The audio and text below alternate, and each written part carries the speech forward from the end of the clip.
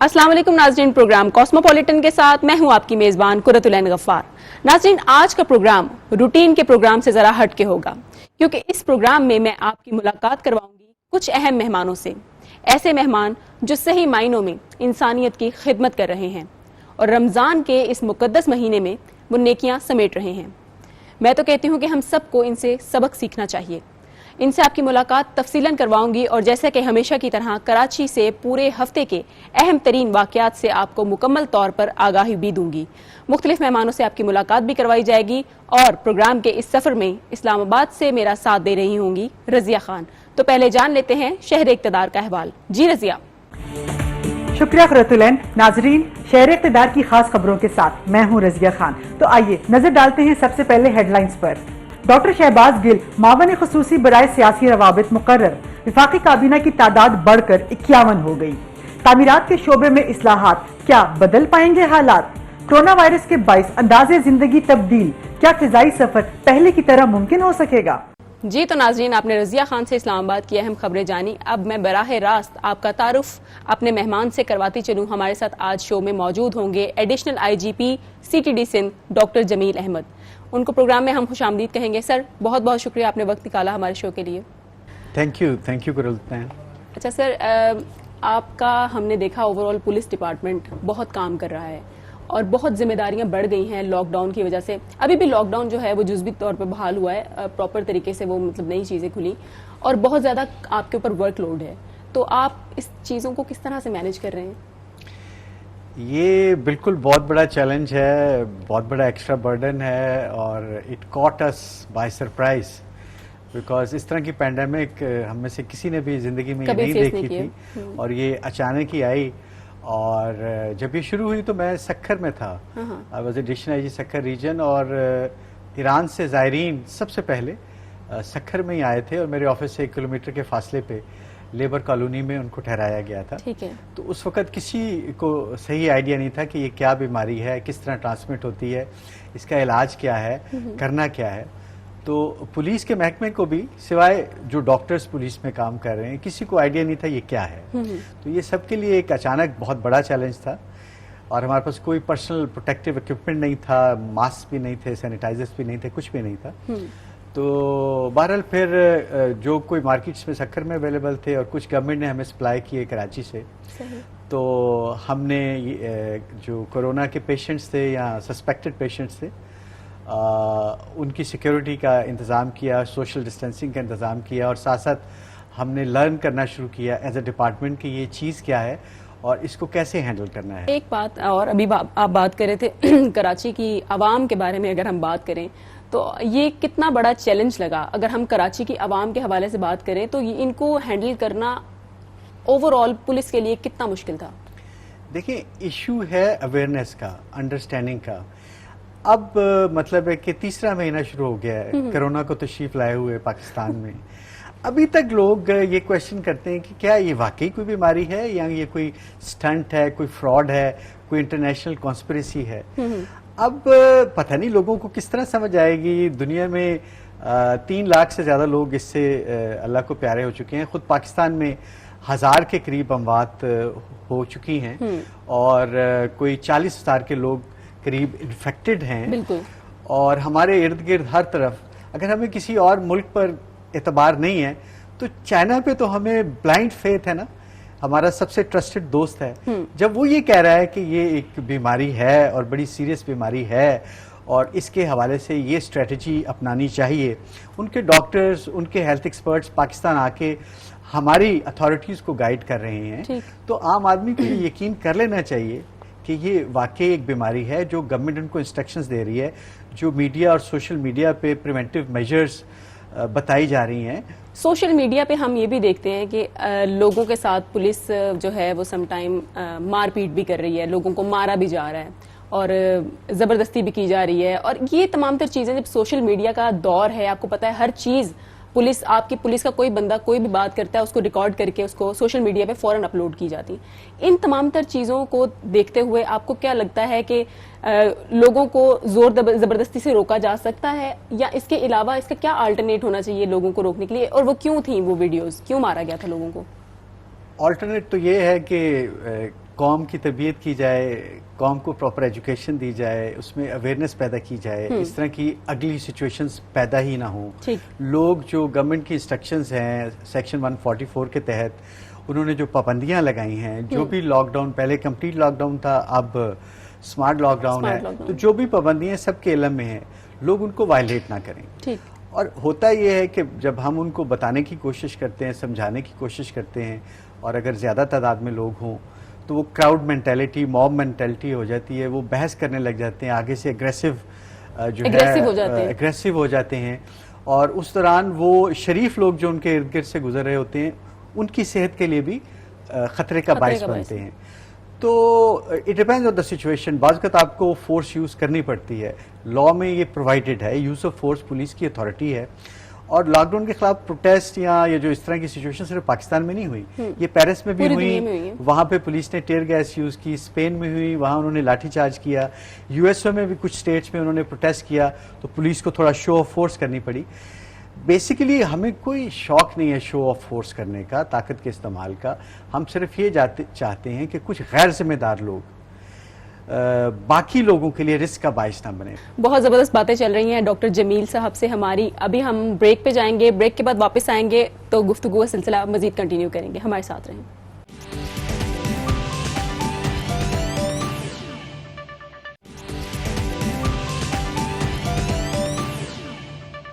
Welcome back after the break. ناظرین, additional I G P C T D Sindh Jamil Ahmed صاحب ہمارے ساتھ موجود ہیں. سر یہ بتائیے کہ انٹرنیشنلی ہم جو دیکھتے ہیں پولیس کا ایک روب اور دبدبہ ہے, حالانکہ وہ لوگوں کو اس طرح سے مار پیٹ نہیں کرتے, ان کا رویہ کافی چینج ہے. آپ کو نہیں لگتا کہ ہماری پولیس کا بھی اوور آل رویہ چینج ہونے کی ضرورت ہے؟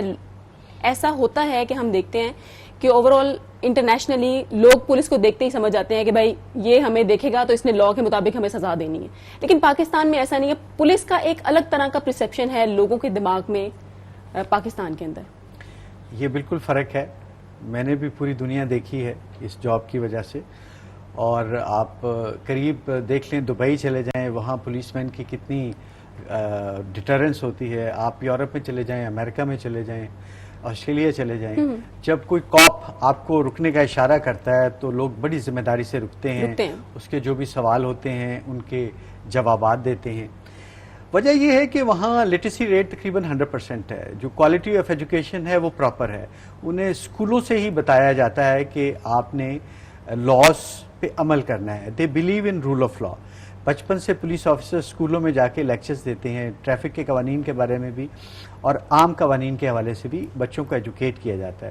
ہمیں یہ بات ماننی ہوگی کہ ہم ایک بیک ورڈ سوسائٹی سے تعلق رکھتے ہیں, ہم تھرڈ ورلڈ سے تعلق رکھتے ہیں, ہمارے ہاں بہت جہالت ہے, ہمارے ہاں ایجوکیشن کا فقدان ہے, ہمارے ہاں ایکسٹریمزم ہے, ہم کانسپریسی تھیریز پہ بہت جلدی بلیو کرتے ہیں, اور ہم ہر چیز پہ شک کرتے ہیں.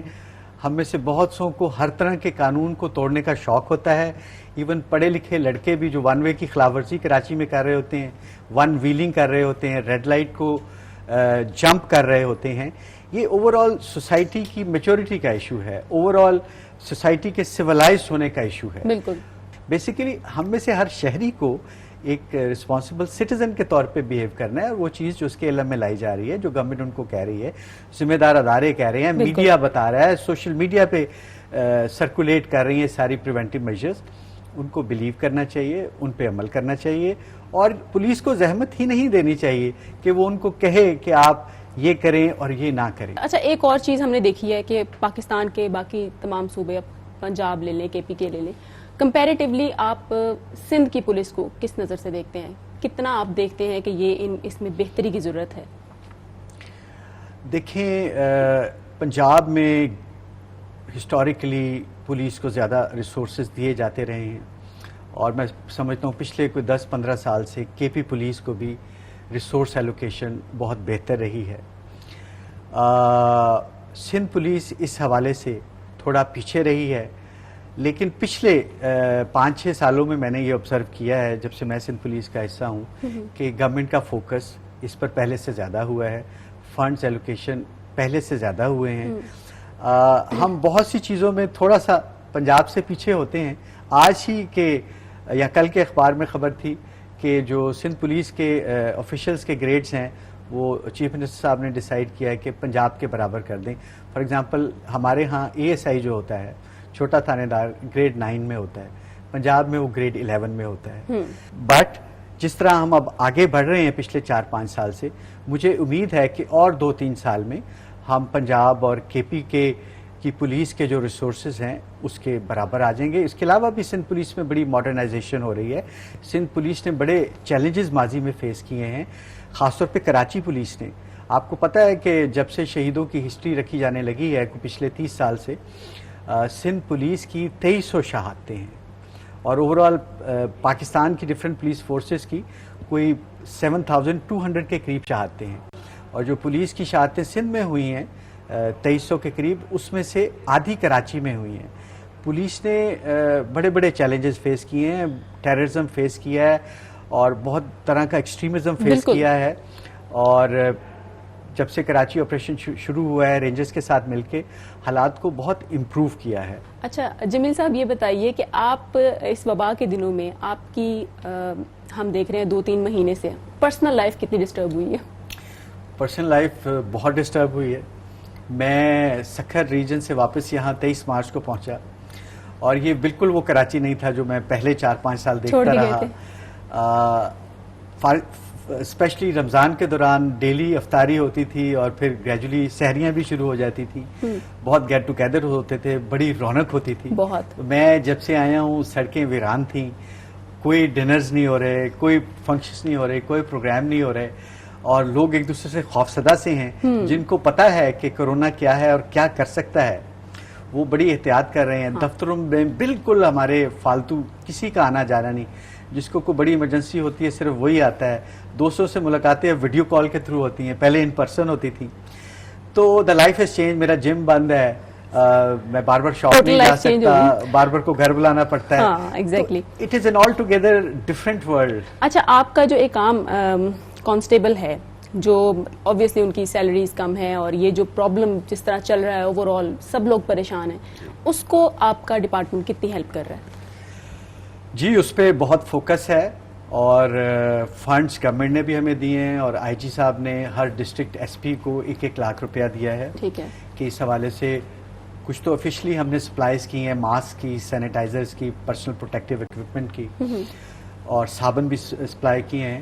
اور اس کے ساتھ ساتھ اگر خدا نخواستہ ان دا لائن آف ڈیوٹی کوئی کرونا کانٹریکٹ کر لیتا ہے اور اس کا کرونا ٹیسٹ پازیٹیو آ جاتا ہے, تو اس کو لمپ سم 10,000 روپے دیے جا رہے ہیں. ٹھیک ہے, ہر ضلع میں ایک فوکل پرسن صرف اس کام کے لیے ڈیزگنیٹ کر دیا گیا ہے, جو ہمارا ایسا سٹاف جس میں یہ کرونا ٹیسٹ پازیٹیو آ گیا اور ان کو کسی بھی قسم کی ہیلپ چاہیے, ہاسپٹلائزیشن چاہیے یا کوئی اور مدد چاہیے, تو وہ فوکل پرسن ڈسٹرکٹ SP کے تعاون سے ایسے تمام ہمارے ممبرز کے جتنے مسائل ہیں ان کا علاج کر رہے ہیں. بہت زبردست باتیں چل رہی ہیں ڈاکٹر جمیل صاحب سے ہماری. ابھی ہم بریک پہ جائیں گے, بریک کے بعد واپس آئیں گے تو گفتگو کا سلسلہ مزید کنٹینیو کریں گے. ہمارے ساتھ رہیں.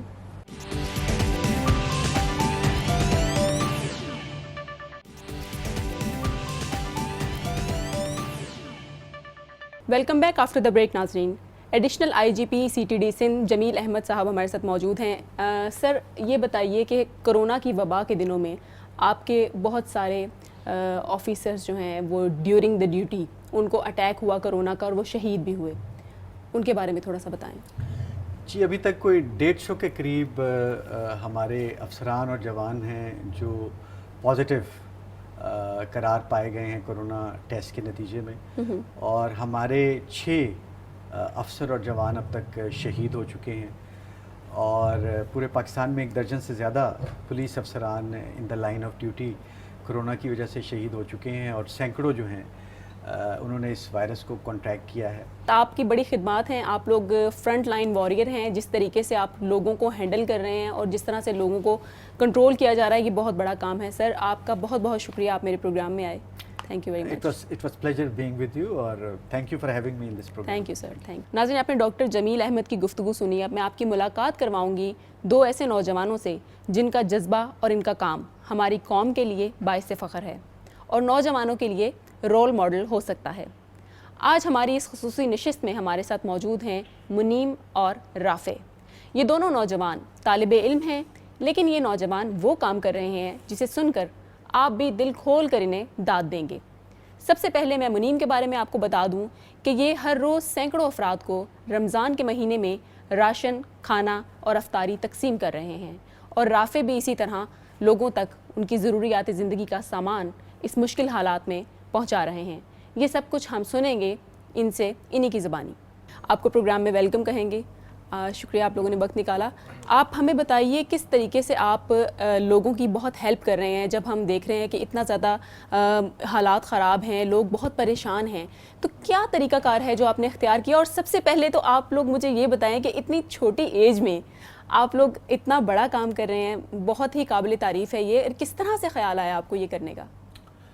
بس جب سے لاک ڈاؤن سچویشن اسٹارٹ ہوئی ہے، ہم یونیورسٹی لیول سے بلانگ کرتے ہیں، جاب بھی ساتھ ساتھ چل رہی ہے، تو جب سے لاک ڈاؤن اسٹارٹ ہوا تو گھر پہ تھے، اور پھر اس بات کا خیال آیا کہ لوگوں کو کافی ضرورتوں کا سامنا کرنا پڑ رہا ہے اس کے اندر، تو بس جب سے الحمدللہ گھر سے نکلے اور لوگوں کی خدمات انجام دے رہے ہیں جب سے، اور بس۔ آپ کے غالباً کوئی این جی او بھی ہے؟ جی، Asiya Lodhi welfare trust. Okay, یہ ہم دوستوں نے مل کے ہی بنائی تھی ایک این جی او، ٹھیک ہے، چھوٹی سی، اور اس سے فرسٹ ہم نے راشن ڈسٹریبیوشن کیمپین اپنی اسٹارٹ کری، جس کے اندر ہم نے ابھی تک اچھی خاصی کوانٹٹی میں راشن ڈسٹریبیوٹ کر چکے ہیں۔ ٹھیک ہے، پھر وہ ختم نہیں ہوئی تھی، چل ہی رہی تھی وہ، لیکن پھر رمضان آ گیا، تو ہم نے اس کے ساتھ سوچا کہ ہم اپنا افطاری کیمپین شروع کرتے ہیں، تو اس میں افطاری ہم لوگوں نے پھر اسٹارٹ کری، 120 لوگوں سے اسٹارٹ کری تھی، آج الحمدللہ ہماری 1000 سے اوپر کی کاؤنٹنگ ہے، جس میں ریگولر بیسس پہ ہم لوگ جو ہے نا ڈور ٹو ڈور جا کے ڈلیور کر رہے ہیں۔ اچھا رافع، اگر میں آپ سے پوچھوں، آپ تو بہت چھوٹے ہیں، مطلب ابھی کیسے آپ کو کیسے خیال آیا یہ سب کرنے کا؟ اتنے بڑے لیول پہ آپ لوگوں کی ہیلپ کر رہے ہیں کراچی میں۔ دیکھیں لیول کا تو نہیں پتہ، کیونکہ ہم نے شروع تو یہ 5 سال پہلے کیا تھا، جب ہم اور بھی چھوٹے تھے، 16 سال کے کچھ بچے تھے ایک اسکول کے، اور ہم نے بس اپنی حیثیت کے حساب سے پاکٹ منی سے افطاری سے شروع کیا تھا، ٹھیک ہے، اور سحری اور راشن اتنا ہم سوچتے نہیں تھے، لیکن الحمدللہ وتھ ٹائم ہم نے جو رمضان کے راشن ہوتے ہیں جس کے اندر آپ کو شربت وغیرہ بیسن والی چیزیں وہ بھی بانٹے، ہم نے افطاری بھی بانٹی، الحمدللہ لوگوں کا جذبہ تھا، دوست ساتھ جڑے، لوگ ساتھ جڑے، والدین کا سپورٹ تھا، ٹیچرز کا بہت سپورٹ تھا، کافی اسکول سے مدد ہوئی، اور الحمدللہ آج کل ہمارے آپریشن کو 60 دن ہو جائیں گے۔ اچھا یہ بتائیے کہ آپ کی ہیلپ کون لوگ کر رہے ہیں؟ کون سے ایسے مخیر حضرات ہیں جو آپ کی مدد کر رہے ہیں، آیا کر رہے ہیں یا نہیں کر رہے؟ مینلی تو رینڈملی ایسا کوئی نہیں ہے کہ ہمیں بس اکاؤنٹ میں جو ہے نا ہیلپ ہو جائے گی، لیکن کچھ لوگوں نے آٹا لا کے دے دیا، چاول لا کے دے دی، ورنہ مینلی جو ہے وہ ہماری فیملی، ٹیچرز، دوستوں کے دوست، قریبی لوگوں سے ہی مدد ہوتی ہے، کہ ہر کسی کا فائنانس دیتے ہوئے اتنا اعتبار نہیں ہوتا کہ ہم کہاں یہ چیز دے رہے ہیں، تو ہم چاہ رہے ہیں لوگ خود بھی کریں، ہمیں دیکھ کے ہمارا کام پسند آئے، آئیں ہمیں ہیلپ کریں، ہمیں یا تو کوئی آٹے کا ٹرک دے دے یا ہمیں ڈھیر سارے چاول دے دے، اس کی ہم خود پیکنگ کر لیں گے، ہمارے پاس ماشاء اللہ والنٹیئرس کی ٹیم موجود ہے، سب دن رات کام کر رہے ہیں، ایک دن بھی 60 دنوں میں ایسا نہیں ہوا کہ کام رکا ہو، بٹے نہیں ہوں گے راشن لیکن بنے ضرور ہیں، اور ایک دن میں ایسا بھی ہم نے 400 500 600 راشن بانٹے ہیں، کچھ دن ایسا بھی ہوا کہ صرف 20-25 راشن گئے، لیکن ہم ڈی موٹیویٹ نہیں ہوئے، کام چل رہا ہے الحمدللہ۔ بہت اچھی بات ہے۔ رافع اور منیب دونوں جس طرح سے کام کر رہے ہیں، ناظرین میں آپ سے ضرور کہوں گی آپ ان لوگوں کی پلیز ہیلپ کریں، اس طرح کے بچے، اس طرح کے اسٹوڈنٹس، آپ کتنی بڑے فخر کی بات ہے، کراچی شہر میں نے دیکھا ہے کہ بہت زیادہ بچے چھوٹی ایج میں اس چیز کو انڈرسٹینڈ کر رہے ہیں، اور اسٹوڈنٹ لیول پہ لوگ آگے آ رہے ہیں، اور یہ جو ہے والنٹیئرلی اس پہ کام کر رہے ہیں، تو ان کی پلیز آپ ہیلپ کریں، یہ ہمارے ملک کا سرمایہ ہیں یہ بچے، یہ آگے بڑھ کے ان لوگوں کی ہیلپ کر رہے ہیں۔ آپ کن ایریاز میں یہ بتائیں کہ کام کر رہے ہیں کراچی کے، اور آپ نے کہاں سے سٹارٹ لیا اور ابھی تک کتنے لوگوں کو آپ نے ہیلپ آؤٹ کیا؟ میں نے سرجانی سے سٹارٹ کیا، میرا کچن بیسکلی سرجانی میں، ٹھیک ہے، اور میری زیادہ تر کوشش یہ تھی کہ میں جو گوٹ کے علاقے ہیں وہ کور کر سکوں، تو الحمدللہ میں نے گوٹوں میں جا کے سٹارٹ کیا، اس کے بعد بڑھتے گئے، ابھی بھی میں گلشن میں بھی ڈرائیو کر رہا ہوں افطاری اور رات کے کھانے کی، اور ناظم آباد میں بھی کر رہا ہوں، مطلب سرجانی سے نکل کے جو بیچ کے علاقے آتے ہیں سب کور کرتے ہوئے گلشن تک میں آ چکا ہوں۔ صحیح۔ اچھا رافع، آپ مجھے یہ بتائیے، اس سب میں بہت آبویسلی آپ کو ٹائم دینا پڑتا ہے، بہت ایفرٹ دینی پڑتی ہے، آپ کی اسٹڈیز کتنی ڈسٹرب ہوتی ہیں؟ اسٹڈیز تو ابھی تک رکی ہوئی ہیں، اور آن لائن کلاسز تو ہیں نہیں، تو میرے خیال سے میرے دن کے 3 سے 4 گھنٹے کی جو ہے وہ پراپر نیند ہے، سحری کے بعد کی، اور میرے خیال سے 10 بجے تک کی۔ تو اس کے بعد کیونکہ آبویسلی اتنی بڑی ہیلپ لائن نہیں ہے, نہیں تو ہمارے خود کے پرسنل نمبرز ہیں, دن رات کالیں آ رہی ہیں مانگنے والوں کی, دینے والوں کی, ضرورت مندوں کی, کوئی مستحق ہے, کوئی سفید پوش ہے, ہر کسی کا ایک اپنے حساب سے خیال رکھنا ہے. تو کالیں بھی آتی ہیں, پھر کام پہ بھی جانا ہے, راشن کا بھی سامان دیکھنا ہے, افطار کا بھی سامان دیکھنا ہے, سحری کے لیے پھر رات کو دیکھنا ہے. تو پریشر بہت ہے, لیکن بس لوگوں کی مدد چاہیے. ماشاءاللہ سے والنٹیئرز بہت ہیں ہمارے پاس, لوگوں کا اور طریقے سے سپورٹ بہت آ رہی ہے, مین فورس, لیبر فورس ہمارے پاس ہے. بس ہمیں لوگوں کی آئٹمز وائز یا پھر ایک معاشی جو ہے فائنانس مانیٹری ٹرمز میں سپورٹ چاہیے. اچھا, اندر آپ کو کیسا فیل ہوتا ہے یہ سب کر کے؟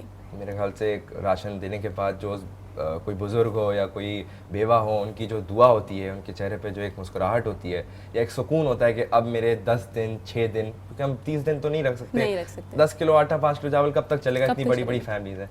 وہ دیکھ کے جو ایک سکون ملتا ہے نا, میں کہتا ہوں وہ جب دینے جائے گا نا بندہ, وہ ڈونیشن کر کے بھی نہیں ملے گا جب تک آپ اپنے ہاتھ سے نہ دو. رافع, آپ نے جو بات کی ہے میں سمجھتی ہوں کہ یہ بہت بڑی بات ہے. جتنی آپ کی کم عمری ہے, اتنی چھوٹی عمر میں آپ لوگ اس طرح سے لوگوں کی مدد کر رہے ہیں, یہ بہت بڑا کام ہے, اور اللہ تعالیٰ جو ہے آپ کی نیکی کو قبول کرے. آپ لوگوں کا بہت بہت شکریہ, آپ میرے پروگرام میں آئے.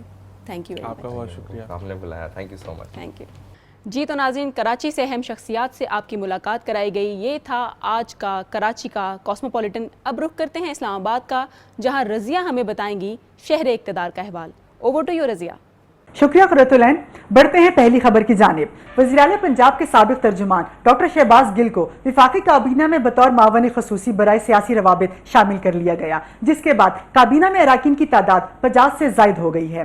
قومی اسمبلی کی ویب سائٹ کے مطابق وفاقی کابینہ میں اس وقت 27 وفاقی وزراء, 4 وزرائے مملکت, 5 مشیر اور 14 معاون خصوصی ہیں. ویب سائٹ پر ڈاکٹر شہباز گل کا نام ابھی بھی معاونین کی فہرست میں نہیں ڈالا گیا, مگر ان کی تقرری کا نوٹیفیکیشن جاری کیا جا چکا ہے.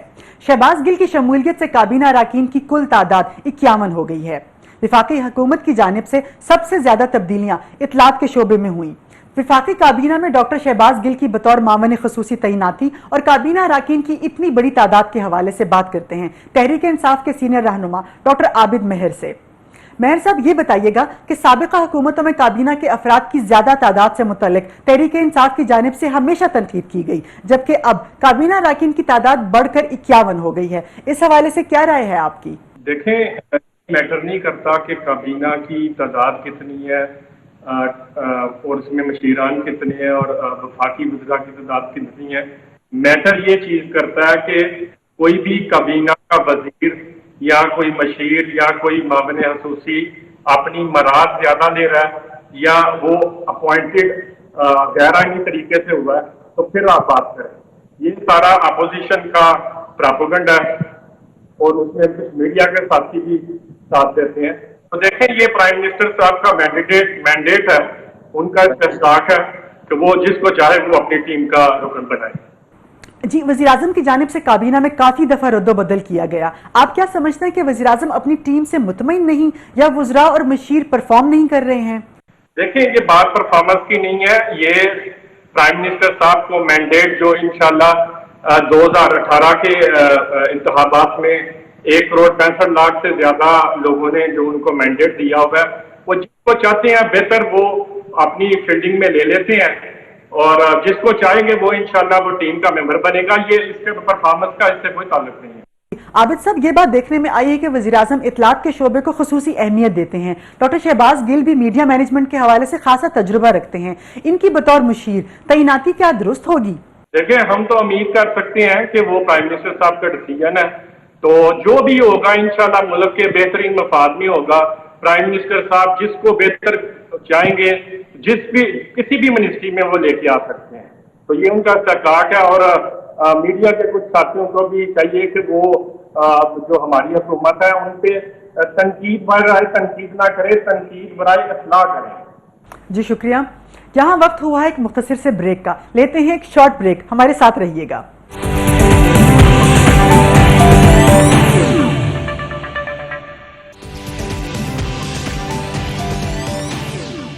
Welcome back. गुज़िश्ता माह वज़ीर-ए-आज़म पाकिस्तान की जानिब से तामीराती सरगर्मियों को तेज करने और इससे जुड़ी सनतों को तक़वियत देने के लिए कंस्ट्रक्शन पैकेज का ऐलान किया गया, जिसमें तामीराती शोबे को सनत का दर्जा दिया गया।